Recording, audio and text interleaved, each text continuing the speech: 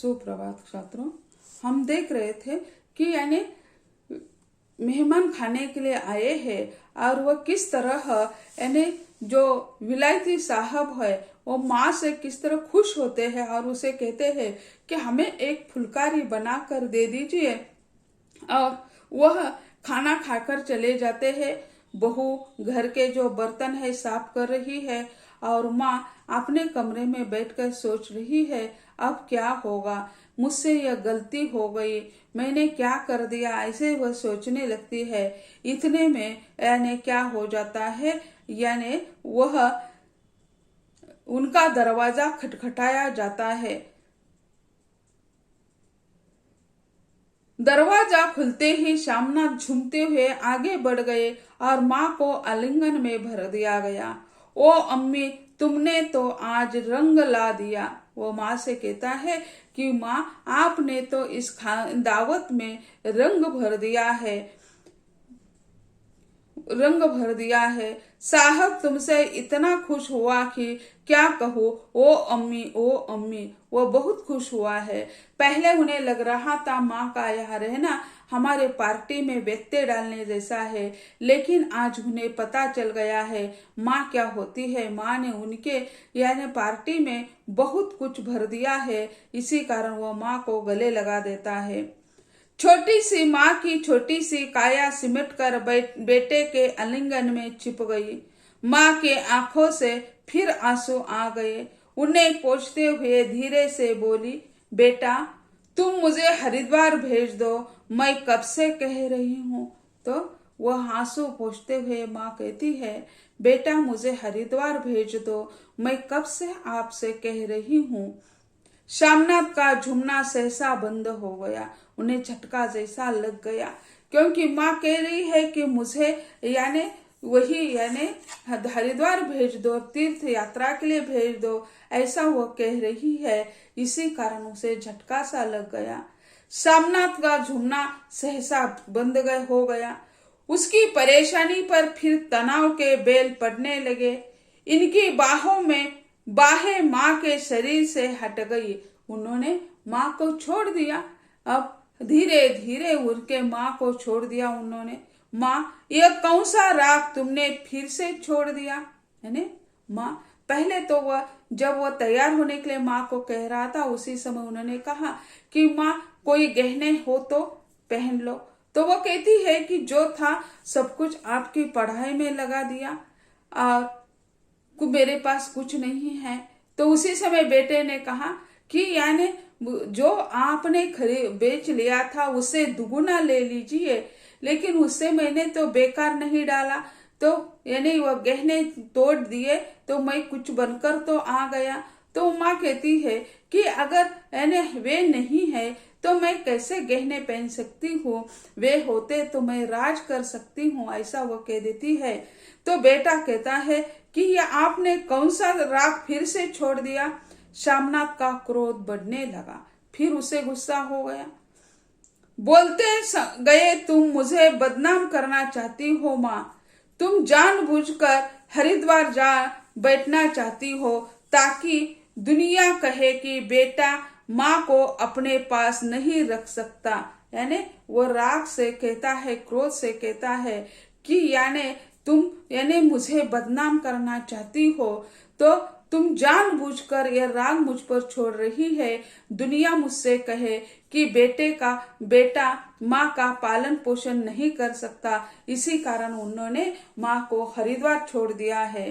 नहीं बेटा, अब तुम अपनी बहू के साथ जैसा चाहे मन चाहे वैसे रहो। मैं अपना खा पहन लिया है, अब यहाँ क्या करूंगी। जो थोड़े दिन जिंदगानी के बाकी है, भगवान का नाम लूंगी, तुम मुझे हरिद्वार भेज दो। तो वह कहती है कि तुम अपनी पत्नी के साथ, बहू के साथ जैसा मन चाहता है वैसे रहो। मैंने अपनी जिंदगी जी ली है, अब मेरा कुछ बचा हुआ नहीं है। जो जिंदगी बची हुई है उसमें से मुझे क्या करना चाहिए, भगवान का नाम लेना चाहिए, हरि का नाम लेना चाहिए। इसीलिए आप क्या कर दीजिए, मुझे हरिद्वार छोड़कर आ जाइए। तुम चली जाओगी तो फुलकारी कौन बनाएगा? साहब से तुम्हारे सामने ही फुलकारी देने का इकरार किया है। तो वो कहता है तुम अगर हरिद्वार जाओगी तो यानी साहब को फुलकारी देने का वादा तो हमने कर दिया है, तो फुलकारी कौन देगा? अगर हम फुलकारी नहीं देंगे तो हमारी जो यानी तरक्की है, बढ़ती है, वह नहीं होगी, यानी तुम यानी हरिद्वार नहीं जा सकती। मेरी आंखें अब नहीं है बेटा जो फुलकारी बना सको, तुम कहीं और से बनवा लो, बनी बनाई ले लो। तो वो कहता है यानी माँ कहती है बेटा मेरी आंखें तो अब चलती नहीं है, तुम कहीं से दूसरी जगह से बनी बनाई ले लो और उसे दे दो, क्योंकि अब मेरी आंखें चल नहीं सकती है। माँ तुम मुझे धोखा देकर यूं चली जाओगी, मेरा बनता काम बिगड़ोगी, जानती नहीं साहब खुश होगा। यानी वो कहता है कि माँ तुम तो धोखा देकर जा रही हो, मेरा बनता हुआ काम आप बिगड़ा जा रही हो, यानी जानती नहीं माँ यानी साहब कितने खुश थे, तो मुझे तरक्की मिलेगी। माँ चुप हो गई, फिर बेटे के मुंह के ओर देखती हुई बोली क्या तेरी तरक्की होगी? क्या साहब तेरी तरक्की कर देगा? क्या उसने कुछ कहा है? तो वो कहती है कि क्या साहब तुम्हारी तरक्की करने वाले हैं? उन्होंने उसके बारे में कुछ कहा है? यानी सच में वो तरक्की करने वाले हैं, ऐसा कुछ कहा है क्या? तो तरक्की करने के लिए उन्होंने अपने घर पर यह दावत रखी थी, लोगों को खाने के लिए बुलाया था। माँ को यह पता नहीं था, इसी कारण वो कहती है कि यानी सच यानी वे तुम्हारी तरक्की करने वाले हैं।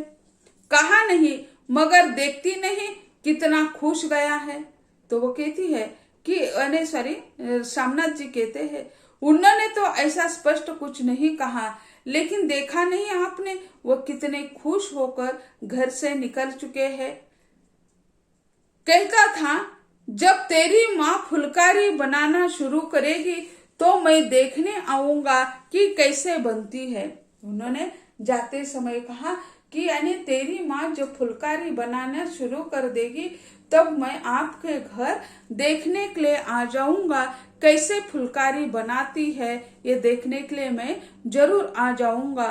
जो साहब खुश हो गया तो मुझे इससे बड़ी नौकरी भी मिल सकती है। तो वो कहता है अगर साहब देखने के लिए फुलकारी देखने के लिए घर आ जाएंगे तो वो खुश हो जाएंगे और इससे क्या हो जाएगा यानी मुझे बड़ी नौकरी मिल सकती है, मैं बड़ा अफसर बन सकता हूँ। यानी माँ को वह यानी जैसे कहते हैं कि फुलकारी बनाने के लिए यानी ऐसे उसे प्रोत्साहित कर रहे हैं, पहले कभी नहीं किया। अपना उद्देश्य सफल करने के लिए ये बेटा शामनाथ जी माँ से यानी फुलकारी बनाने के लिए विवश बना कर रहा है। माँ के चेहरे का रंग बदलने लगा। आखिर माँ ही है, बेटे की उन्नति चाहती है, बेटे का विकास चाहती है। तो वो कहती है कि अगर इतना सारा बेटे के लिए कर दिया है तो अब इतना करने से क्या बुरा है। वो खुशी उनके चेहरे पर आने लगती है, चेहरे का रंग बदलने लगा। धीरे धीरे उनकी झुर्रियों भरा मुंह खिलने लगा। यानी जैसे आयु के अनुसार चेहरे पर झुर्रियां आ जाती है और फिर उसका चेहरा थोड़ा सा आनंदित होने लगता है, उसे खुशी होती है कि अपने बेटे की तरक्की हो रही है। झुर्रियां भरा मुंह खिलने लगा, आंखों में हल्की हल्की चमक आने लगी। यानी फिर उसके आंखों में हल्की हल्की महक आने लगी, यानी उसे खुशी होने लगी कि यानी हम यहाँ यानी अपने बेटे के लिए कुछ करने वाले हैं, ऐसा उन्हें लग रहा था। तो तेरी तरक्की होगी बेटा, यानी माँ कहती है कि तेरी तरक्की जरूर होगी, मैं कुछ तो जरूर करूंगी, यानी कैसी हो वैसी ही मैं यानी तरक्की करूंगी, यानी तरकारी बनाऊंगी और आपका यानी काम बन जाएगा। तरक्की यूं ही हो जाएगी, साहब को खुश रखूंगा तो कुछ करेगा, वरना उसकी खिद्दत करने वाले क्या थोड़े हैं। तो वो कहता है यानी तरक्की यो ही हो जाएगी माँ, लेकिन साहब को खुश करने वाले क्या थोड़े हैं इस दुनिया में। हम तो कोशिश कर रहे हैं कि साहब को खुश करने की, और साहब को मैं खुश रखूंगा तब क्या होगा, मेरी तरक्की हो जाएगी। और इसकी यानी खिदमत करने वाले यानी उसको यानी खुश करने वाले इस दुनिया में थोड़े हैं क्या, बहुत सारे हैं, इसमें से मेरा एक नंबर है, ऐसा वो कहता है। तो माँ मैं बना दूंगी बेटा, जैसा बन पड़ेगा बना दूंगी। तो वो कहती है कि यानी जैसा होगा, मेरे आंखों को जैसा दिखाई देता है वैसा मैं जरूर करूंगी, जैसे आप जैसे चाहते हैं वैसे हम करेंगे, यानी आप जो चाहते हैं उसी तरह बनाने की कोशिश मैं जरूर कर दूंगी, ऐसी कहती है। और माँ दिल में बेटे के उज्जवल भविष्य की कामना करने लगी। माँ फिर अपने बेटे के उज्जवल भविष्य के बारे में सोचने लगी, अगर मैं उनको यह सहायता करूंगी तो उनका जीवन सुखी बन जाएगा, तरक्की होगी तो तनख्वाह बढ़ जाएगी और उससे वह अपने परिवार के साथ खुशी खुशी रह जाएगा। और मिस्टर श्यामनाथ अब सो जाओ माँ कहते हुए तनिक लड़खड़ाते हुए अपने कमरे की ओर घूम गए। यानी फिर वो माँ कहती है कि यानी अपने बेटे के उज्जवल कामना के लिए मैं यह सब कुछ करूंगी, वो कहती है। और मिस्टर श्यामनाथ जी जो है वो कहते हैं अब सो जाओ माँ, बहुत रात हो चुकी है। यानी वो तो सभी लोग तो बहुत देर से निकल चुके थे और उसके बाद वे अपने माँ से मिलने के लिए आए थे, और दोनों माँ और बेटे की ये बातचीत चल रही थी। जो हल्का सा द्वंद्व था वो समाप्त हो जाता है और बेटा अपनी माँ से कहते हैं कि माँ अब तुम सो जाओ, बहुत वक्त हो चुका है। जो कहते हुए तनिक लड़खड़ाते हुए अपने कमरे की ओर घूम गए। यानी वे भी उसमें शरीक हो गए थे, शराब पी चुके थे और इसी कारण लड़खड़ाते पांव से वे यानी माँ के कमरे से बाहर निकल गए। तो ऐसे बेटे के लिए यह काम करने वाली यानी यह माँ जो है वह उसी समय हमें दिखाई देती है कि यानी आंखें न होते हुए भी आंखों की यानी रोशनी कम हो गई है, फिर भी वह अपने बेटे के लिए यानी यह फुलकारी बनाने के लिए तैयार हो जाती है। तो इस पर यानी कोई प्रश्न ले लीजिए। तो परीक्षा के संदर्भ में हम चर्चा कर रहे हैं।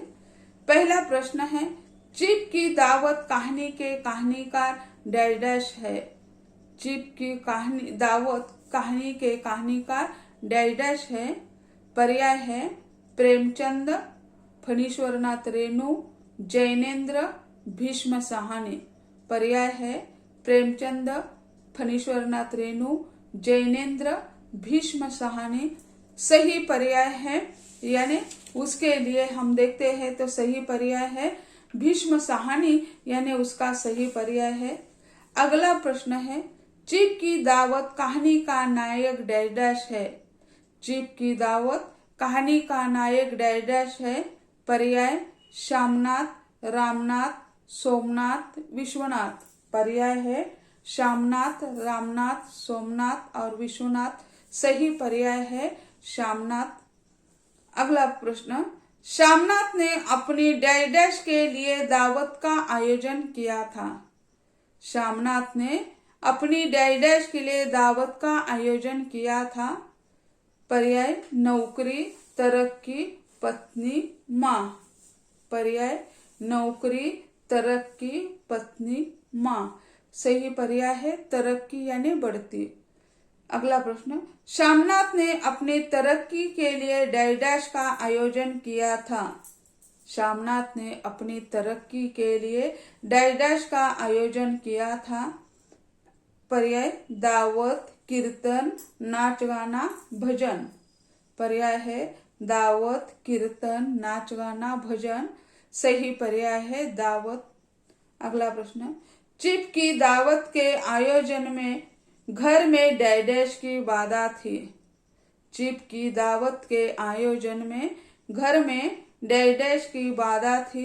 पर्याय पिता, भाई, माँ, चाचा। पर्याय पिता, भाई, माँ, चाचा। सही पर्याय है माँ। अगला प्रश्न, शामनाथ की माँ डैश डैश जाना चाहती है। शामनाथ की माँ डैश डैश जाना चाहती है। पर्याय हरिद्वार, पंढरपुर, काशी, अमरनाथ। पर्याय हरिद्वार, पंढरपुर, काशी, अमरनाथ। सही पर्याय है हरिद्वार। अगला प्रश्न, माँ चिप को डैश डैश को देने का वादा करती है। प्रश्न, माँ चिप को डैश डैश देने का वादा करती है।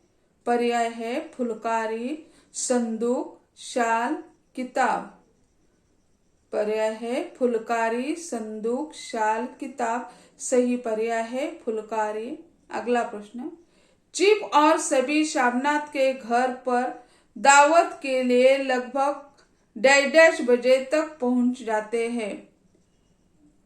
चिप और सभी शामनाथ के घर दावत के लिए लगभग डैश डैश बजे तक पहुंच जाते हैं।